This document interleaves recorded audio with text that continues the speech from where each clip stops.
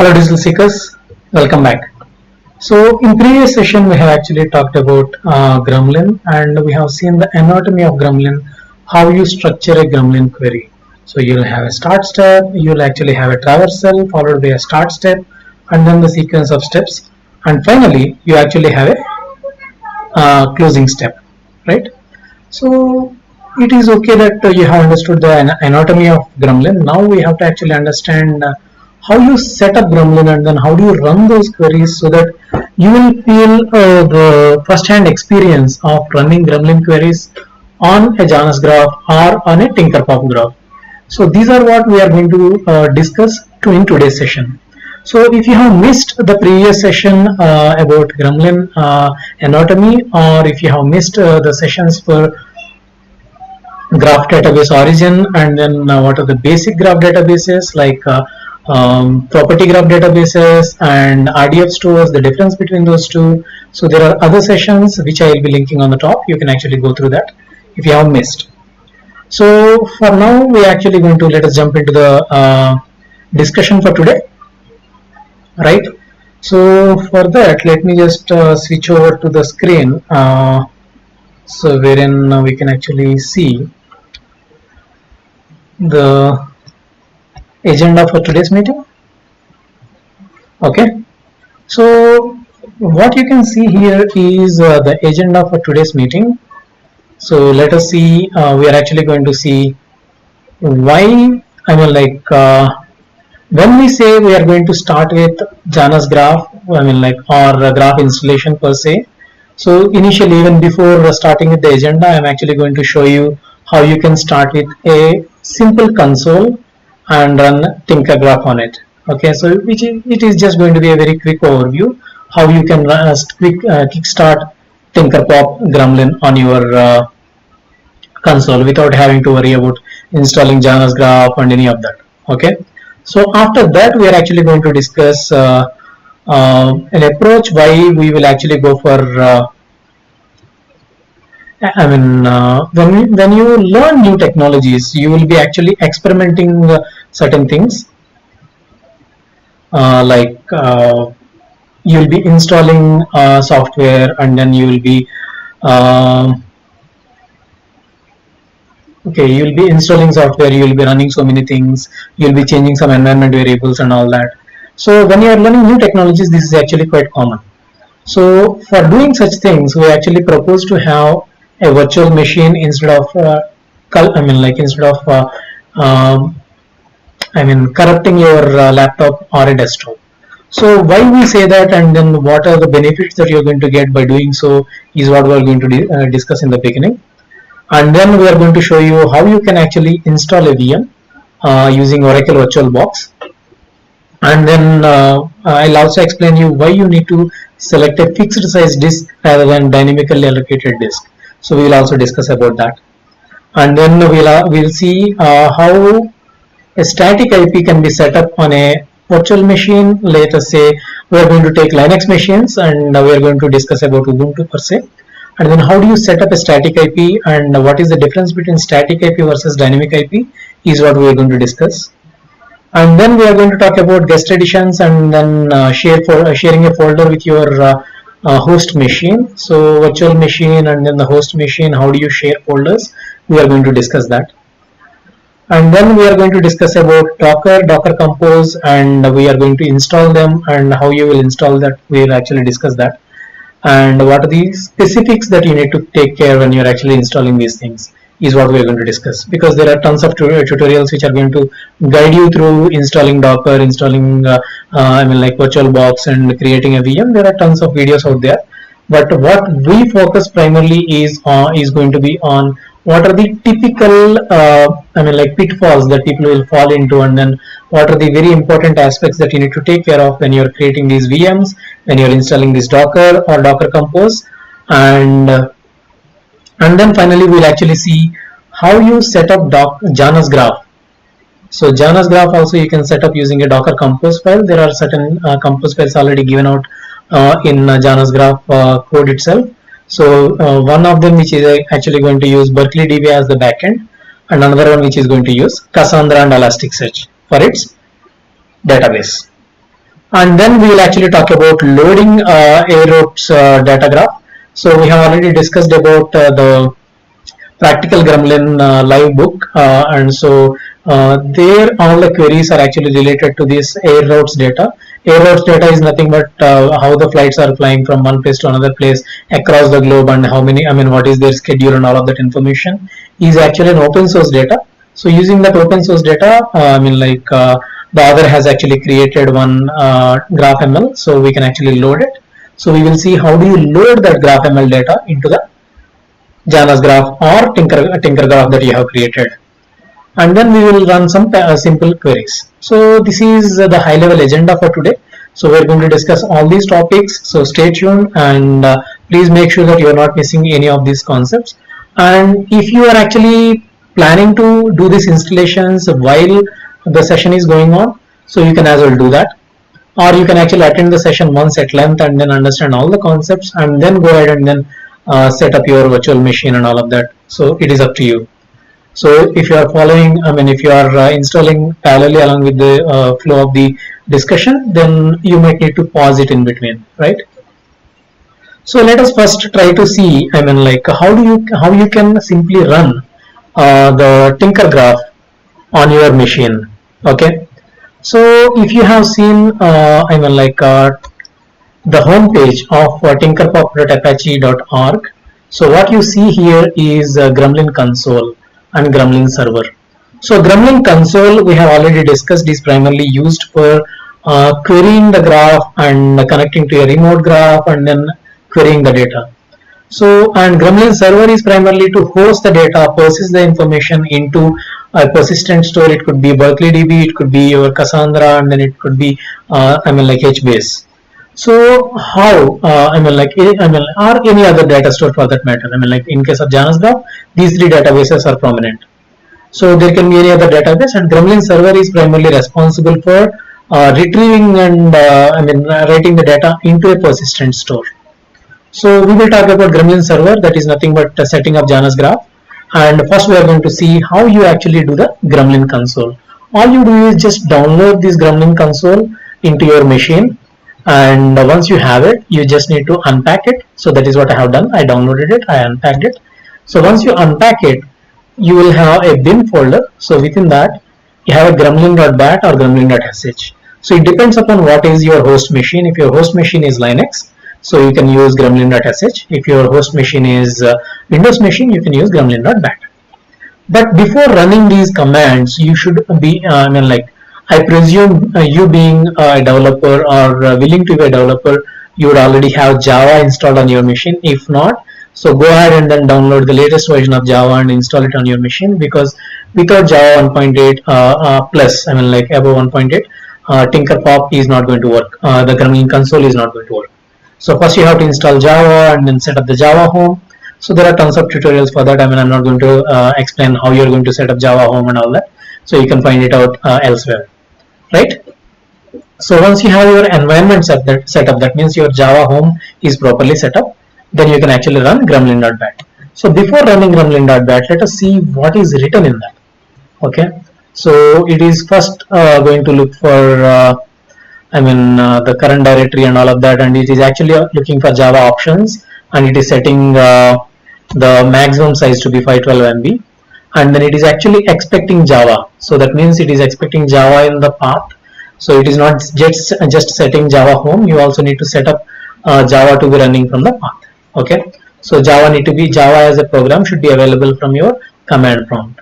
So even further, you just need to update the system environment variable path. So again, as I said, there is enough material out there, so I don't want to get into all those little details, because if I do that, then this will be longer than 2 hours. So I don't want to do that. So you just run this gremlin.bat. So then what happens? It is actually running, and it is actually starting the Gremlin Console, and it has loaded certain plugins like Tinkerpop Server, Tinkerpop Utilities, Tinkerpop.tinkergraph. So Tinkerpop.tinkergraph is already loaded. So if you want, you can actually load it again, no issues. Okay, so this is the way you can actually load any plugin. So in Gremlin Console, you can actually type :plugin and then the plugin name. So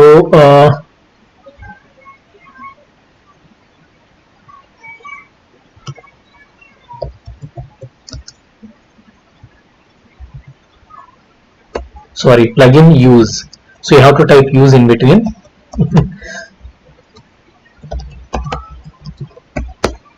Okay, so tinkerpop.tinkergraph is already activated.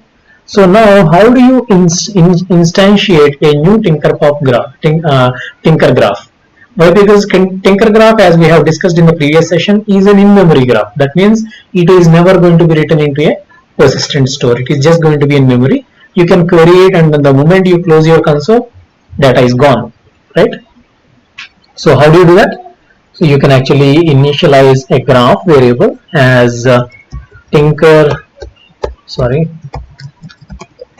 dot open. So this is the way you can actually instantiate a tinker graph in tinkerpop version 3. Okay, so now tinker graph is there, and then you can actually instantiate a traversal, because you need a a graph traversal source before starting any Gremlin queries. So for that, all you need to do is graph.traversal. So the moment you that graph.traversal is actually assigned to a variable g, and g is available for you. So now you can write all your queries. So if there is any data, it will actually print, because right now we have just created the graph, there are no vertices. So you can actually say add v and then person. So we are actually giving a label to our vertex, and then property name, I am giving the name, not property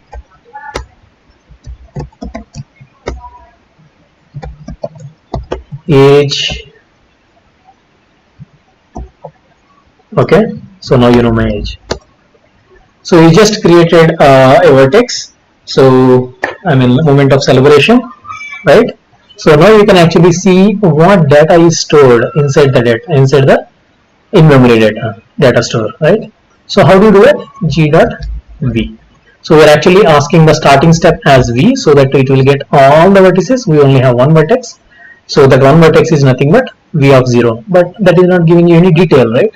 So you actually want to see the properties which are within vertex. So for that, what you will do is g.v.value map is a method on top of the vertices, so it will actually print the properties.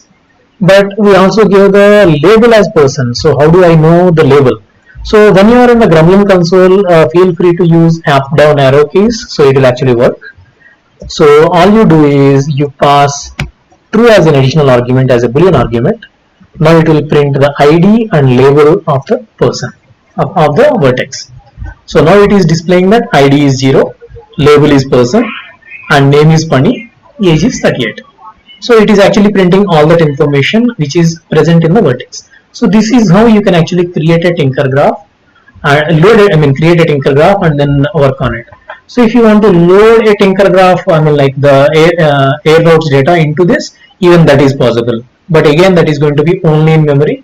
The moment you close your console, the data is gone. So you can very well use this approach for practicing Gremlin. Okay. But I highly encourage you to actually set up your own Gremlin database. Why? Because you wanted to persist information, right? So you're not going to learn everything in one single shot. So it is not going to be possible for you to again create and recreate the same stuff to fire some queries. So you definitely need to persist the data. Or you can always just use the air route data and then always load it using a Groovy script. So which we are going to see once we are done with the graph setup. So I'll show you how you load the data using a Groovy script into a Gremlin console. I'll show that once we are done with the graph database setup, Janus graph database setup. Okay.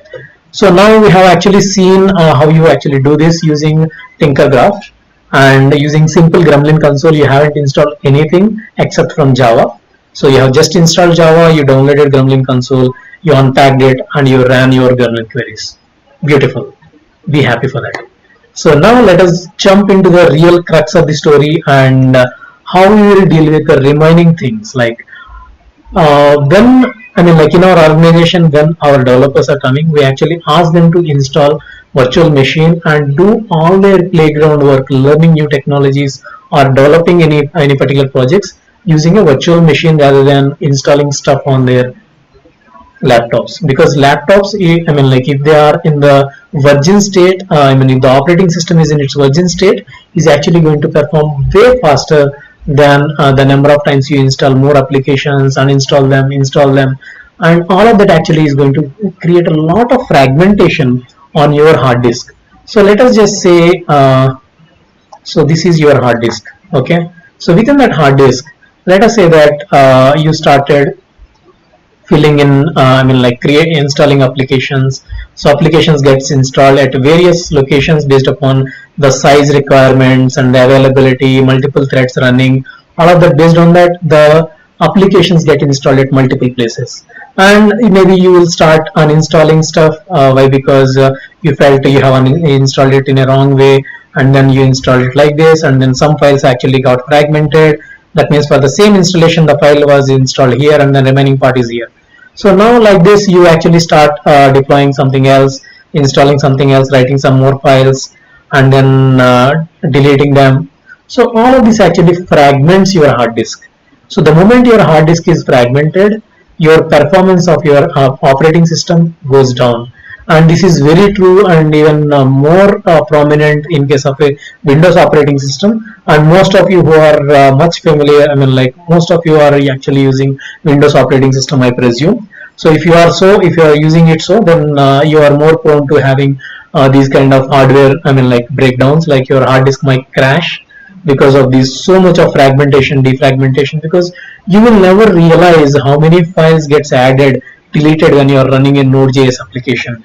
So you just say that, I mean, like you just add a plugin and you just add one more, I mean, like any number of packages you keep adding and removing, and then you just think that everything is easy, I mean, happy going for you. But actually the operating system is creating so many files in the node modules. If you start looking at the depth of those node modules files, it is terrible. Okay, so now if you start polluting your actual hard disk with all this fragmentation, defragmentation, all this nonsense, then what happens is your operating system will start performing very poorly. So for that reason, we actually advise our people to go for a hard disk, I mean, sorry, a virtual machine. So I mean, that is going to give you a separate black box wherein you are doing all this nonsense, and then finally you discard that black box. So that means you are actually confining. So the, what I'm saying is, you're actually going to create another small section inside your original hard disk, and then say that this is the virtual machine hard disk. So whatever additions, whatever subtractions, whatever new files, whatever installations, uninstallations you are doing, everything happens in that small box. So if it gets deleted, no issues. I mean, if it gets corrupted, no issues. You create another VM, another block of hard disk, and then so your lifetime for your hard disk will actually increase practically. I mean, like we have seen this during our development process. And I mean, in fact, I've been using this approach for almost 6 years now. And earlier my laptop lifetime used to be 3 years, and then the hard disk used to crash.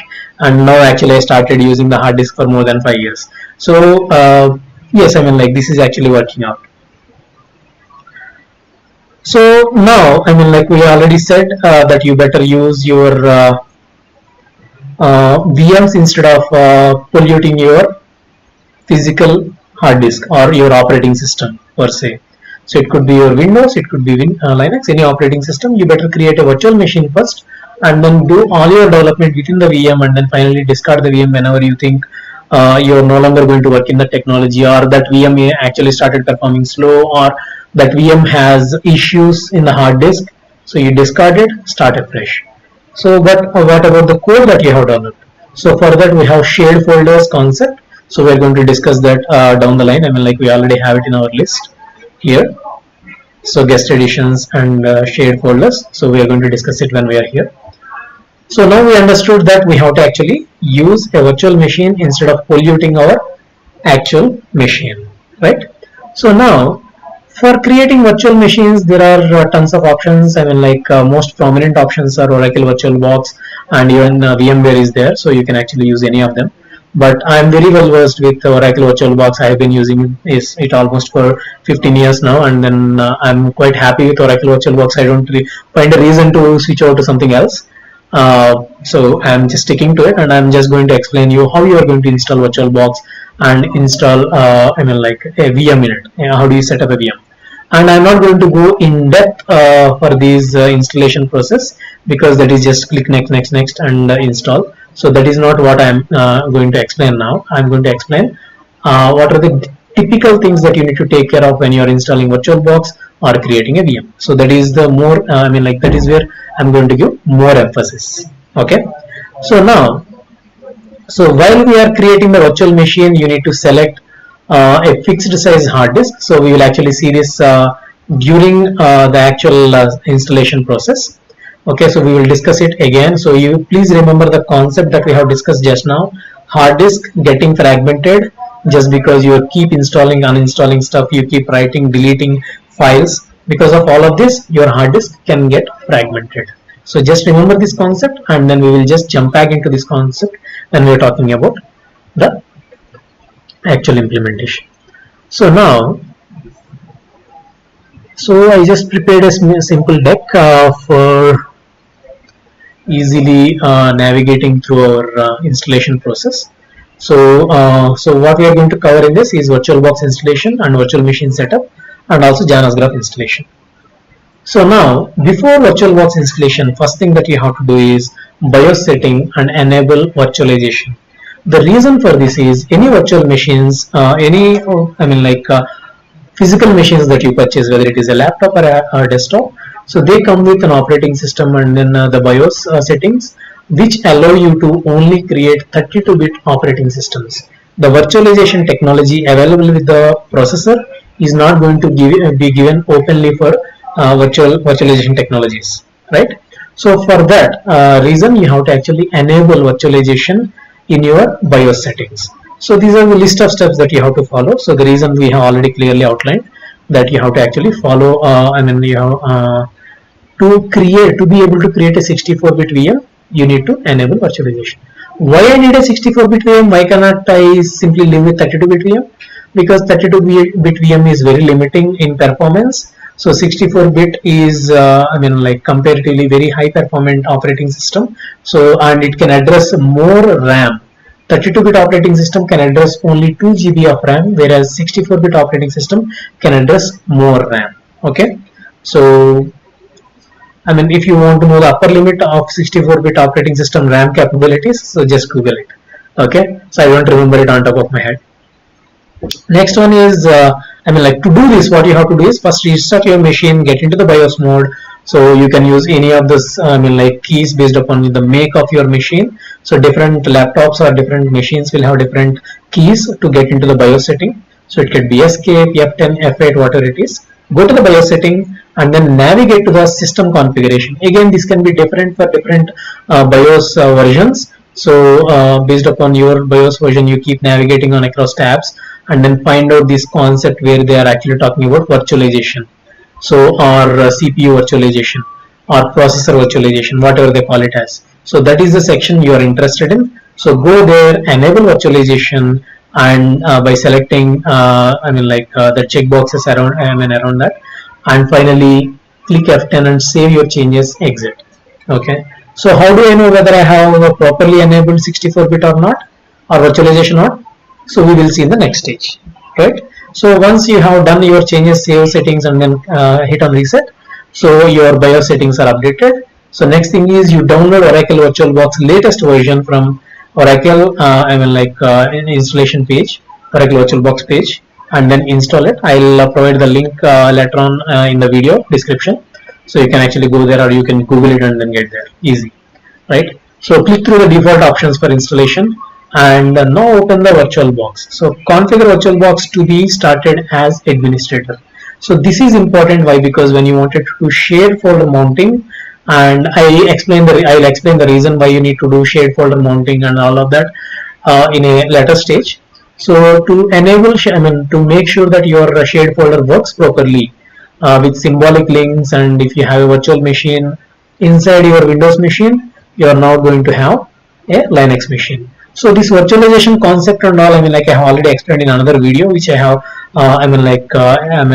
explained in the previous session as well. So I will provide a link. So if you don't know about virtualization, please go through that video, understand virtualization first, what virtualization means. So what happens there in virtualization, I'm not going to discuss now. So for that virtual machine to be able to, I mean, if the guest machine is going to be a Linux machine, then it will create symbolic links. It may create symbolic links when you are developing your code or doing some installations, something like that, or maintaining data. So for that reason, you may want to have symbolic links enabled. By default, Windows operating system, if you are using 10 and above or 8 and above, so you are actually talking about an NTFS file system. So NTFS file system doesn't support symbolic links out of the box. To make it support symbolic links out of the box, you should be able to run some commands. So that also we will see later on. So to make sure that your shared folder concept works in Oracle VirtualBox, you have to run it as an administrator. So right click on the VirtualBox, go to the VirtualBox location and click on the properties, and then go to that run as administrator. There will be a checkbox, just check it and then save it. So subsequently, whenever you launch it, it will just ask for a confirmation to launch it as an administrator or not. So you just click on yes and then you launch it as an administrator. Okay. So now the next thing that we will see is creating a virtual machine. So let me just show you how this VirtualBox, actually Oracle VirtualBox installation, after installation it is going to look like. So you click on this and then it will actually ask you to run as administrator, and then it will come here, and then you actually have this this is the VirtualBox. After installation you don't have any machines, you just have this UI. This is the latest VirtualBox I have installed. I already have VirtualBox, I just upgraded it. Okay, so if you see about VirtualBox, the version is 6.1, which is the latest. So I just installed it for this presentation. Okay, so once that is done, you have to create a new virtual machine, name it as graph machine, and choose 64-bit Ubuntu. So I said we will get to know whether we have set up BIOS settings properly or not. So if you haven't set your BIOS settings properly, that means virtualization is not enabled. So you will not see any 64-bit OS here. You will only see 32-bit operating systems. So the moment you are seeing 64-bit operating system means your BIOS setting is properly done.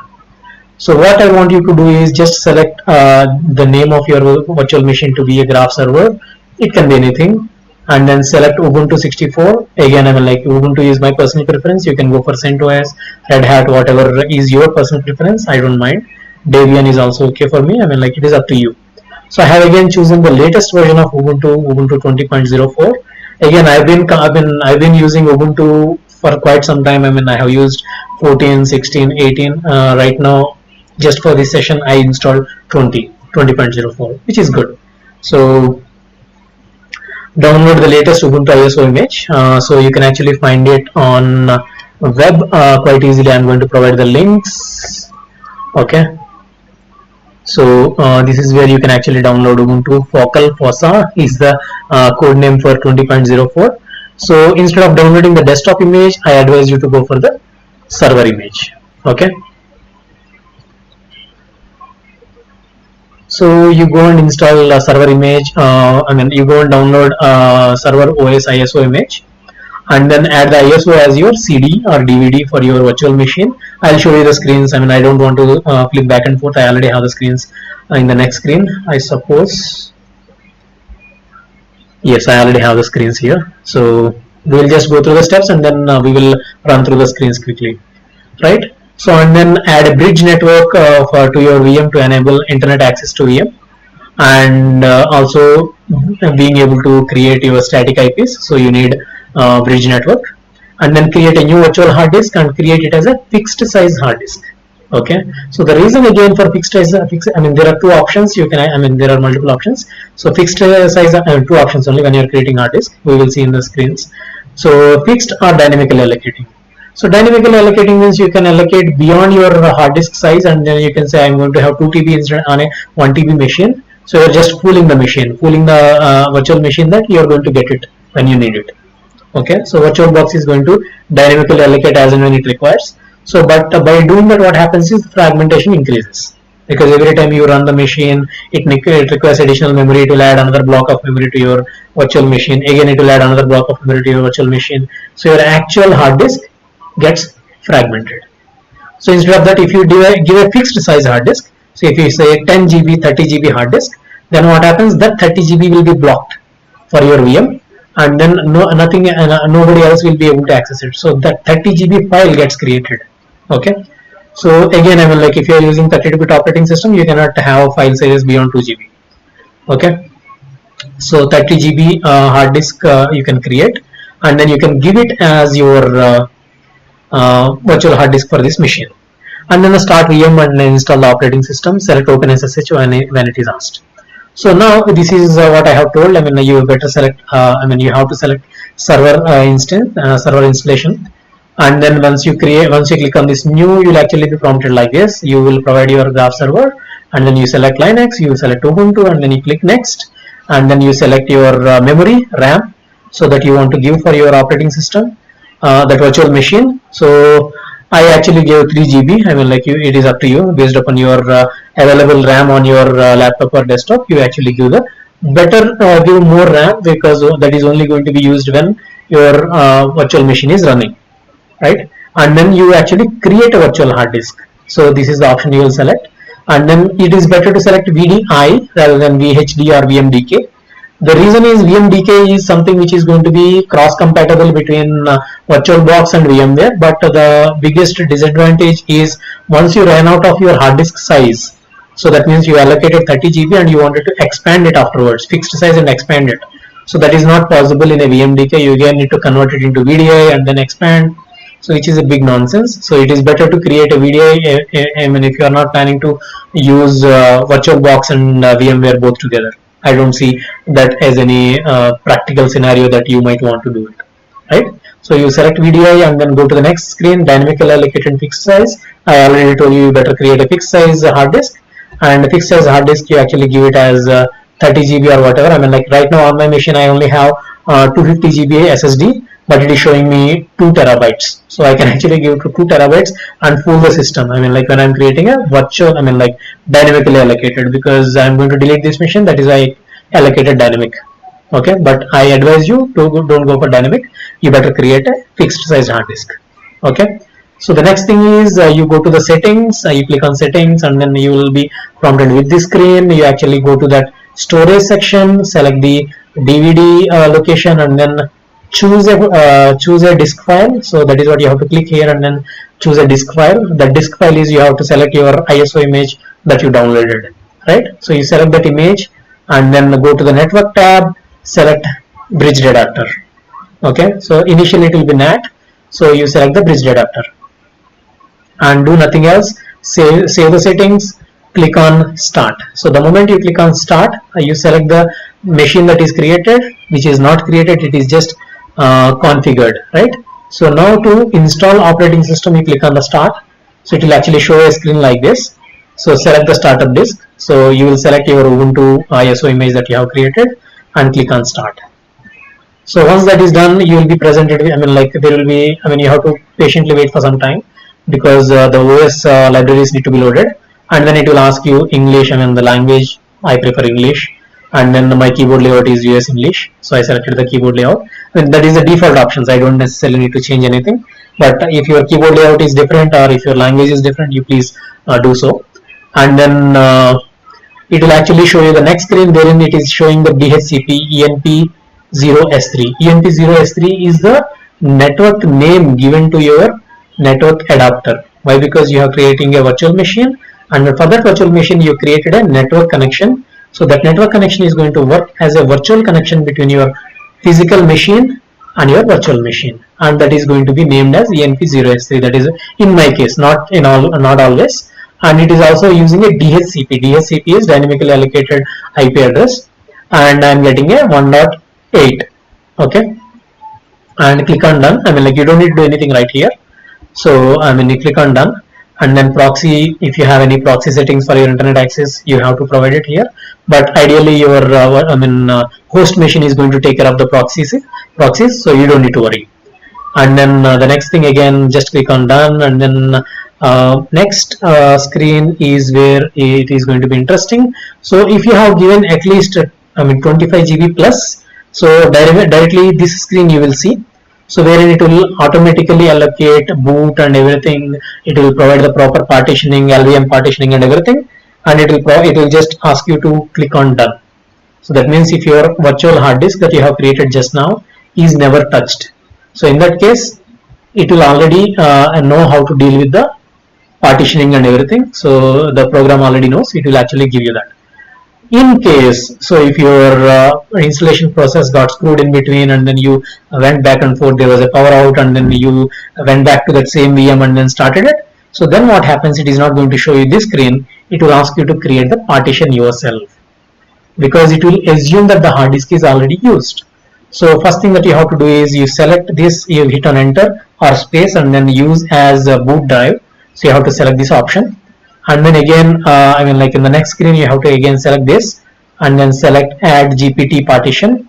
So that is what you have to select, and then the next screen is going to be it is going to say what need to be done, how it is going to do the partition and everything. So just create it, okay, and then you finally click on done. So it will actually create your LVM partition, and then your boot partition is also assigned. So then you will see this screen. So instead of one step, you are actually going through 4 steps. So if it is on a laptop, you generally don't see these screens. If it is on a desktop, it is highly likely that, and you don't have a power backup, it might happen that you might end up in this approach. That is why I'm showing you both, so that you don't worry what happened to your VM. Okay. So next, once that is done, the next thing is you provide a name to your name, and then your server name, and then the user. So this is important. You give a name of user. It could be your name, it could be root, whatever you want to give it as. There should be a password. So you remember this. This is the root password. So you cannot forget this. Once you forget it, you cannot get it. Of course, there are ways. But we are not going to discuss that now. We are not trying to get into a Linux machine as root. So we are not going to discuss that now. So that is a separate thing, and it is possible. Okay. And then next thing is SSH setup. So you better select install OpenSSH. So you just need to use arrow keys to get there, and then click on spacebar to have this access here, because OpenSSH actually helps you connect to your virtual machine using any other client other than the standard window that VirtualBox provides, because the VirtualBox provides a small window wherein you cannot have copy paste of commands from your host machine to this, and there are a lot of limitations. So you don't want to really worry all those complexities. You better select OpenSSH and then click on done. So you will be presented with this screen wherein you can select additional packages and then install, but I generally don't go for it. So, and it will take quite some time. It will actually download the latest versions of operating system security updates, and then it will install, and then finally it is done. You can hit on reboot, right? So once you hit on reboot, it will say that it will not be able to unmount CD-ROM, which is okay. You again hit enter, and then it will actually boot into the virtual machine, newly created virtual machine. You are done setting up your VM. Quick and easy, right? So after that, you have to actually set up a static IP. If you are using 20.04 like I have done, so then you have to open that particular file, etc netplan 00 installer config.yml in any text editor. Vim editor is my favorite, so again I'm going for Vim. So in the Vim editor I open it, and then this is the initial stage of that document. If you see, so it is actually showing that DHCP true. That means it is taking the dynamic IP address. So what is dynamic IP address and what is static IP address? So we are not going to go in depth into the topic. I'm just going to tell you very briefly. So static IP means it is going to give you an IP address for your virtual machine, and it is going to stay like that forever as long as you are connected to the same router or similar router. Why similar? Why? Because some routers are configured as 192.168.1.1 and some of them are configured as 0.1. If you are moving your VM from 0.1 to 1.1 router, then you will face issues. Okay, as long as you are staying with the same router, no issues. Okay, So in that case, you better have DHCP, and then you always check your IP and then connect from outside. So if you are connecting from to multiple routers, maybe in your office and in your home, nowadays everybody is working from only home, so it should be okay to just have static IP. Okay, otherwise you have to keep changing your static IP if it is 1.0 and 0.1 and 1.1. Okay, and you have to change this DHCP true into this. So this is where you are actually mentioning this static IP address. What is the static IP I am giving? Remember, in the beginning I have got 1.8, so I chose 1.3 because I have another virtual machine. I have given 1.2 for that, so I am giving 1.3 to this. Okay, so /24 is just for IP, IP4, IPv4, compatibility. And then run the command sudo netplan apply. You don't need to restart your machine or anything, just sudo netplan apply. So even this Vim edition, editor, you have to open it as a sudo, or you just need to type sudo su minus and you will become a root, and then you can simply type these commands netplan apply, right? Then your IP address gets updated, and you can simply type IP add show. It is not addition, it is actually address, IP address show. It is asking the IP address to be shown, right? This is one command to see the IP address, or you can type ifconfig. It is up to your choice. And then you have to confirm that your IP address has got changed. If you are using any Ubuntu less than 20.04, and if your network interfaces is not maintained in that way, then the other approach is etc network interfaces. So this is where you go and then you open this in a Vim editor, and this is how you will see your default configuration file. You update it into like this. Again, you are modifying IP as ETH1. Instead of ETH1, it is going to be ENP0S3. Why? Because that is what the name we have got for our VM network. So how do you know the name of your network card? You can simply type IP add show, and then you will find it in the details. Okay, so it is that name. You will already find it here. It is anyway configured by default, so you just need to add this additional information and then reboot your machine. In this case, there are other commands. I rather go for a rebooting your machine, which is not going to harm. Okay, not machine, actually virtual machine. So when I say reboot, so this is actually rebooting a virtual machine, not your physical machine. So your VM is set up and you have a static IP already assigned to your VM. The next thing is configuring and mounting a shared folder. So we already discussed why we need a shared folder is because you may want to have the code written inside your virtual machine, but you wanted to access it even from your Windows machine. You don't want to keep everything in the VM, and then when the VM hard disk crashes, and then your code is gone. Ideally, that should not be the case. You should have committed your code regularly, so if you are following best practices. Otherwise, you can definitely have this shared folder wherein you can actually configure your code, and then you will always open it within your Linux VM with that name. So you create a folder, and then you go to that. So when you go to the settings of any machine, you actually have shared folders. This is where you can actually create a new folder, and then this is the screen that we have depicted here, right? So you just provide the information, you provide a path where you want to have your folder, where you want to, and it is better to have this in this format, d colon, you create a Linux shared folder with the same name. Why? Because this command is required. So otherwise you have to modify this command. Okay, and then you mark it as auto mount, and then you provide a mount point. That is the point where the folder gets mounted on your Linux machine. So that means you can access within the Linux machine using this folder name. Okay, this path. Now shut down your VM and map a shared folder in the shared folder tab, and then run the command prompt. Go to the as an administrator window. So again, this is important. If you are not running your command prompt as an administrator window, you cannot really run this VBox manage commands. Okay, so run your command prompt as an administrator, and then go to the program files Oracle VirtualBox. Go there and then run this command: VBox manage set extra data graph machine. Graph machine is the name I have given to my machine. So it can be graph server, it can be anything that you want to give to your machine. And then VBox internal to, this is actually standard. Shared folder enable symlinks create. So enable symlinks create. This is the flag you are setting for your virtual machine for this shared folder. Okay. So how you mention your shared folder? If it is d colon Linux shared folder, then it is d/Linux shared folder. If you have multiple multiple folders in between, it will be d slash those folder, x slash y slash z slash your shared folder name space 1. So that means you are setting this flag. This is very important to enable symlinks. And after you do this, you have to restart your laptop, not your virtual machine, laptop or the physical machine. Otherwise, this setting is not going to be reflected. Okay, done. So your setup is all done, and then your machine is completely set up. So the next thing is you can actually connect to your virtual machine using any shell client. So I prefer using MobaXterm because which is very friendly, very user friendly, and then I love it a lot. So I use MobaXterm for this purpose. So you install MobaXterm, download and install it, and then click a new session, click on the SSH option, and then enter your IP address, whatever static IP address you have given, right? So and then give the name, bookmark settings, set up the name of your machine because you will be able to see it in that way.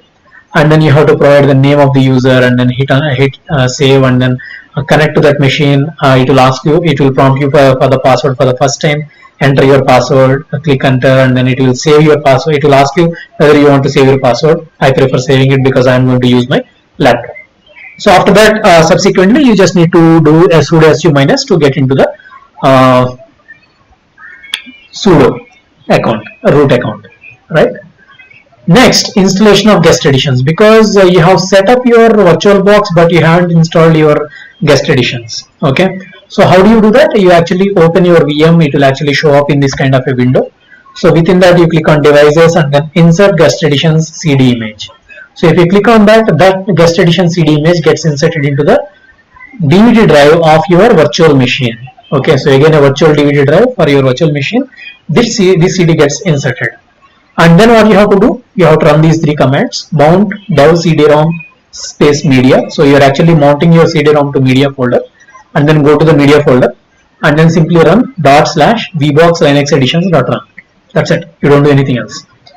And then you reboot your virtual machine to make sure that shared folders are visible in the VM. So to make sure that shared folders are visible in the VM, you have to enable guest editions. Otherwise, it is not going to work. Okay. Now that is done. That means your entire setup for the virtual machine is done. So subsequently, whenever you are starting the VM, you don't need to open that window. You don't need to click on just start. You can simply say that start headless. So when you click start headless, it is going to start without any head. Okay, so that means it is not going to have any window by itself. So that is why it is a server, right? So it is just running in the background. Okay, that window is no longer visible. So once it is run, the next thing is you have to install Docker. So by now, if you already got bored, you can actually stop at this, pause at this stage, and you can come back to understanding Docker installation. So in the Docker installation, we're going to talk about Docker and docker-compose installation, and then we will see how Janus Graph gets installed on your machine. How you can install it. Okay. So these are very standard set of steps. I don't need to explain each step individually. So these are simple steps which are there to install Docker CE Community Edition. Okay. So why Docker? Why? Because Docker is actually going to make your life easier to install and run any applications very easy. Okay. There are standard Docker Compose files out there available, and then it is easily distributable. Okay, so if you want to understand Docker and then details about it, I already have a session on Docker, so you please go through that. I'll provide the link in the top. Okay, so now your by following these steps, you can actually install Docker. I'm going to provide the link wherein you can find all these steps, and I'm going to provide a GitHub gist file wherein you can find all these commands that I'm showing today, right? Docker installation, VirtualBox, vbox config, and then running these, adding your users into the Docker group. So these are the things. All these commands are anyway there in DigitalOcean pages. I am also going to provide those links, and also provide the gist wherein all the commands are present. If you want a single one-stop shop, you can actually use that. Okay, once your installation is complete, you can actually test your Docker with Docker run hello world. Okay, so you just need to run these commands in the sequence and then run docker run hello world, and then hello world gets printed on your machine. It will pull an image and it will print hello world. And then you will add your users into the Docker group so that they can actually perform operations, Docker operations. Instead of running Docker containers as root, it is always advisable to run them as your regular user. Okay, so now Docker Compose installation, it is very easy. I mean, there are just 3 steps for this. I mean, like actually 2 steps. Third step is just verifying the version of Docker Compose. So again, these are available and I am going to provide the links. So once you have done Docker and Docker Compose installation, the next thing that you have to do is Janus Graph installation. So which is what is the crux of the story and which is what we want to do to set up our machine for graph adventures, right? So now Janus Graph installation, I mean, like let me just show you the machine before we proceed further. So this is the machine. This is MobaXterm, by the way. I have created this machine. I am using so many other machines. So I just did a reconnect and then it did not even ask me for the initial password. So you type sudo space su space minus. It will ask you the password. You type the password. You are in. So now you are a sudo and then docker ps. You actually find all the running Docker containers, Docker version. So that is the version that got installed. This is the latest version of Docker that I have installed, Docker C Community Edition. Okay, and then I actually can say Docker Compose version. So you will see this is the Docker Compose version which is compatible with Docker version. Okay, which is again latest. Once you have these two, the next thing is to install Janus Graph. So for installing Janus Graph, there are multiple approaches. Let me just show you the approaches right from the horse's mouth. That means where they are originally defined. So installation of Janus Graph using Docker. So Janus Graph itself says they are providing this container. I am not the one who has created this Docker container. It is created by Janus Graph. It is an official container, and you can simply use it. So these are the simple steps how you can run a Docker container. If you have Docker running on your host machine or in your virtual machine, you can simply run this command and then it will be starting in the interactive mode, and then you can simply run your Gremlin Console stuff. But you don't want to run a graph server in memory, right? So again, the moment you stop and remove your container, then whatever data you stored is lost. You want your data to be persisted in volumes. Okay, so this is what they don't explain. I mean, I'll explain it now in a while. Okay, so and then they also explain you how you can start a server in a background and then a client in a foreground. So client is Gremlin client, right?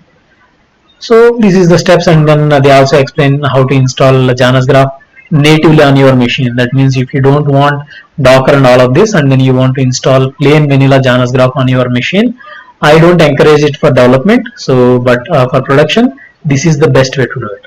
Okay, so now I mean, like once you have this is the approach that they will suggest for your installation. And yes, this is the Janus Graph Docker from Janus Graph as the owner.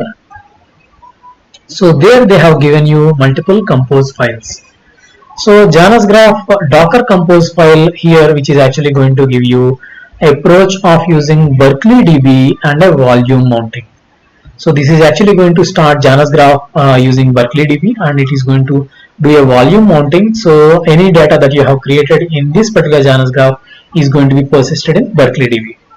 But I am not a big fan of Berkeley DB. I am a fan of Cassandra and Elastic Search. Why? Because Janus Graph, to explore its full potential, if you want to explore every single possibility available in Janus Graph, be it multi-properties, be it anything, okay, so all of that is available in this crazy combination, Cassandra and Elastic Search.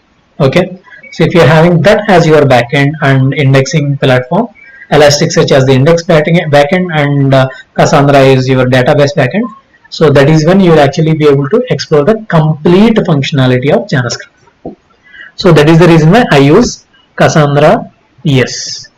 Okay, But this is a very comprehensive Docker Compose file, but this is not complete enough with volume mounting. Okay, so I have created my own version of that by copying it. So I created in home funny Janus. So this is the file that I have created. I mean, like in this, all I have done was added volume mounts for both Cassandra and Elastic Search, nothing more. So only those two, and I mean, like just ran it. So after adding this compose file into your folder, you don't need to do anything. You just add all this code into a docker-compose.yml, and you simply run docker compose up -d, nothing else. That is the simplest command that you can run, and your Cassandra, Elasticsearch, Janus graph, everything gets pulled and automatically I mean, like they get started. Okay, so I mean, like this is the place wherein you can actually go for a copy. So that is why, because it is going to pull so many images, I mean 3 images from internet. So Janus graph itself is around 700 MB. So you should have a very good internet connection while you are actually downloading these images, and they won't get downloaded every time, because these volumes, I mean these layers, once Docker layers, once they get downloaded, they actually live on your file system. So you don't need to worry that they'll get downloaded every time, only once. Okay. So when you do that initial setup, I mean initially when you run the docker compose up -d, the result is going to be like this. Everything is going to be up, but your Janus graph is going to show unhealthy. So the reason why it is unhealthy is because your Janus graph is actually trying to connect to your Cassandra and Elasticsearch while they were not started, because even for them this is the first time they are starting, right, on your machine. So when they are starting for the first time, it will take time to initialize so many things for Cassandra and for Elasticsearch. So they are not ready by the time, I mean, Janus graph is looking for them. So what you have to do in this case is simply run docker compose stop Janus graph, docker compose stop Janus graph, and then or I mean you can simply say Janus compose docker compose restart Janus graph. You don't even need to stop and remove or anything. You can simply run this command docker compose restart Janus graph. The moment you run this command, what happens? It is actually going to restart Janus graph. It is going to relook for Cassandra and Elasticsearch, and you will actually start seeing this as the output for docker compose ps. Okay, docker ps is actually going to list all running containers. Docker compose ps is going to list all running containers from this compose file. Which compose file? You have to always run this in the same folder where your compose file exists. So now when I do an ls, so I am actually finding my file here. So if I do docker compose ls, I am going to see all the 3 containers running. What happened? Oh, sorry, not ls, it is actually ps, right? So we are not going to list, we are actually going to see the processes running. It is not ls, it is actually ps. So now Janus graph is actually unhealthy. Okay, so maybe I restarted it.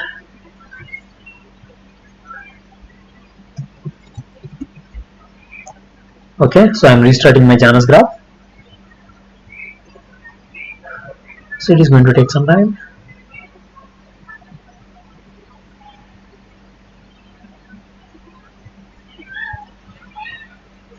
So once the Janus graph gets restarted, you can actually connect to it. So let us just see its status. It is starting. So if it is starting, then you have to wait. You have to wait until it is healthy. Okay. So you'll actually see health is starting, and then you will finally see health as done, right? Loaded. So that is when your Janus graph is completely loaded and it is healthy, and you can actually run your commands, and then you can connect to the Janus graph and test your queries. Okay, so even while Janus graph is running or it is starting, so it is still starting. So let me just show you certain things. Okay, so this is a docker compose docker run command to run your Gremlin client. So where do you find this command? You actually find this command in the practical Gremlin, not in the practical Gremlin, it is actually here. So docker run in the Janus graph for installation page, you can actually find docker run rm link Janus graph default Janus graph -e, and then Gremlin remote host is Janus graph. So what is this command telling Docker is remove it once it is complete. Once I am done with my processing, remove the container. Don't just keep it. Around. Okay. And then you are saying that link. So you are going to link to that particular this particular machine, because you are actually running Janus graph as another server. So you are trying to connect to that server. Okay. And then it is providing an environment variable saying that the host, remote host name is Janus graph, and then it is trying to run it interactively. -it means interactively, and it is giving the image name. So which image it has to use for running the client, and it is giving a command to start. Okay. So that is what we have done, but we have provided additional parameters here. Okay. So if you see the command that we have ran for this, so docker run rm, so let me just collapse this because that is not needed. Yeah, so this is the command which we ran, right? So what is there in this? Docker run rm, so exactly same. Network, we are actually providing a network because our server is running within a Docker compose. Within the Docker compose, we set all the containers in one network. So we wanted to collect them in one network, and we have created a network for that. So I will show you that. And then because even this machine has to participate in the same network to be able to communicate with that Janus graph instance, that server instance. And we are just saying that it is the same name for both the sites, because that is the name we have ran our Janus graph server. Now Janus graph server is with the same name. So Janus graph, and then -e Gremlin remote graph. Remote is again Janus graph, and then -v, we are actually doing a volume mounting here. So -v is actually for volume mounting. If you want to understand how to run Docker commands and then what are these various parameters and all of that, I'm going to have another session specifically for Docker and Docker commands. So there I'm going to explain all these things, or you can as well find enough videos out there, enough material out there, what are these parameters are all about. Okay, I'm going to have the session in the coming week, so you can as well wait for that. So -v, and then we are actually saying that mnt Windows folder. So this is where we have mounted our Linux folder, if you remember it. So there I have created a folder by name data, and I am mapping it to temp/data within the container, the new container I am going to create. Within that I am mapping it as temp/data, and I am starting it interactively and using the same command. So now I can actually run certain commands within this container to load my Groovy files. So let me just show you what I have in that particular data folder. Okay, so documents, I actually kept it in the Linux shared folder, and then data. So there I have two things. So I have downloaded the air routes GraphML, because this is the database backup that they have created, that the author of Practical Gremlin book has created, and I'm just using that. So where you can download it, I will again show you here. So yeah, so this is the Practical Gremlin, and then so this is where the page is, that particular GraphML database is. Okay, so you can simply download it from here and then save it into that folder, Linux shared folder data, and then you have to write this Groovy script. So I just modified it to match our needs. So here we are saying that plugin use tinkerpop tinker graph. So we are not loading it into the Janus graph that we have created, because for testing purposes. And configuration, new base configuration. So this is again available in the practical Gremlin book itself. So you are actually defining a configuration, and then you are actually starting a graph using that configuration, and you are loading the graph ML into that. Okay. So now what you can do is I can simply load temp and then my file name. So this is my file name. So here you can paste everything, because there is a this is a mobile external client. This is not really the VirtualBox command prompt. So here you can paste stuff.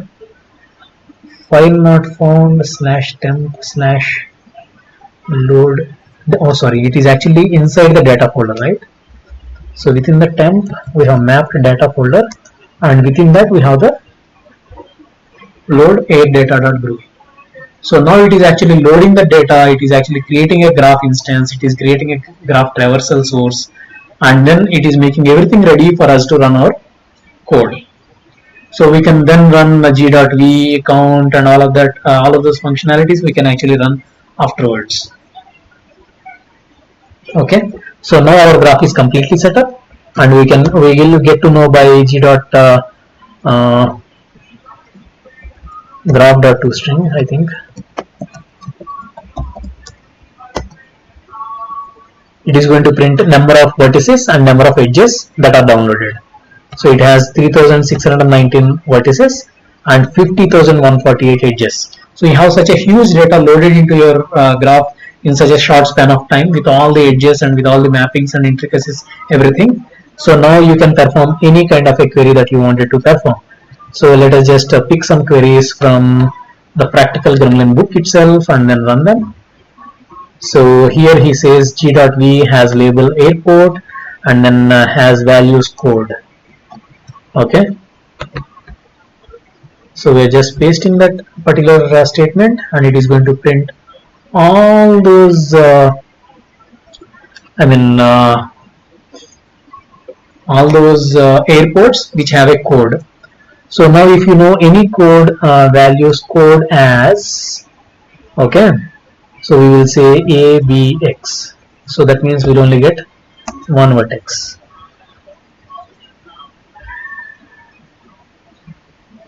Okay, sorry, not values, it should be dot has code as ABX. So there is only one vertex. So now for that particular vertex you can actually say value map, and then you will see all the data which is present for that particular vertex, and then you can say out e dot, let us just do the out e dot count first.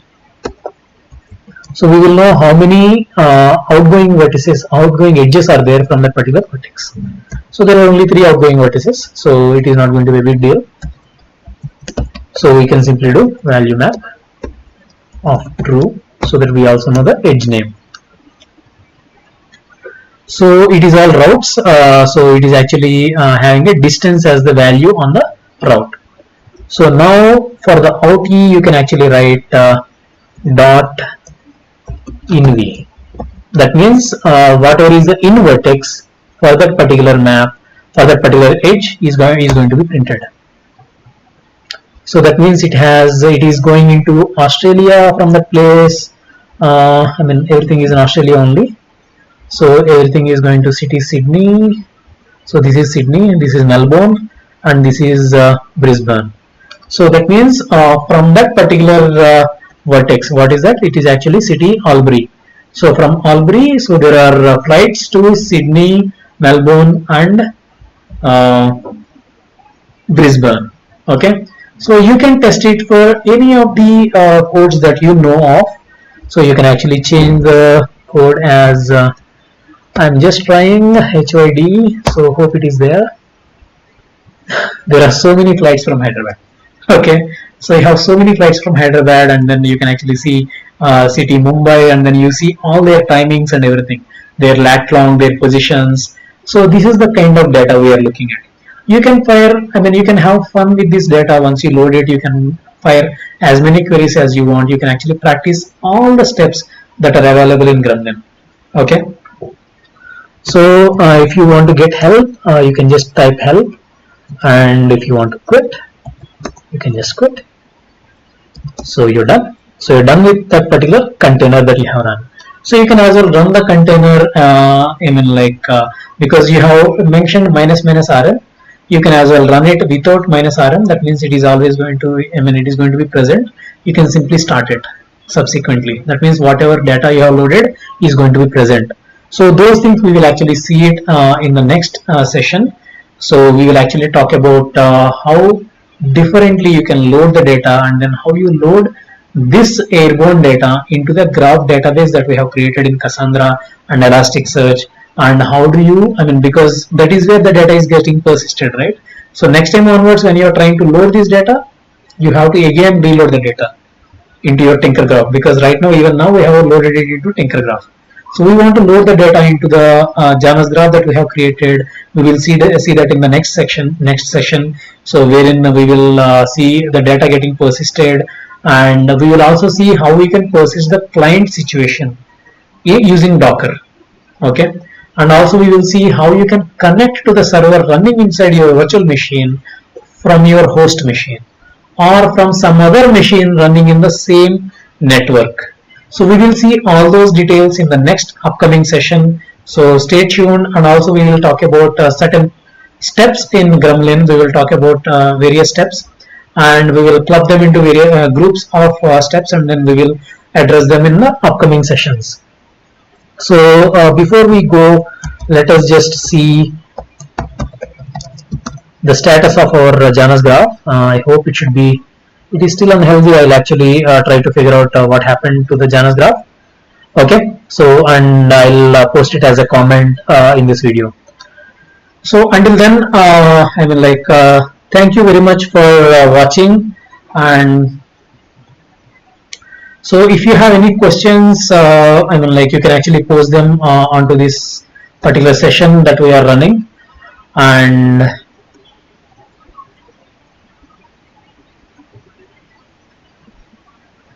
so if you have any questions in the concepts that we have discussed today, or how you create the virtual machines, and how you create Docker Compose, how do you create a how do you install Docker, and then Docker Compose, and run your Janus graph, install your Janus graph. If you have any of the questions related to this, or how do you load your graph and all of that, so please comment down below. And I want these sessions to be more live, and then I want more participation from you. So please do participate, and then we will get to know where you stand, and then I'll help you complete your journey in learning Janus graph and graph databases, or property graph databases at large. Okay, thank you very much. Stay tuned, and if you like the video, please hit the like button, and also if you have any of your friends who are willing to learn these concepts, please share the video with them.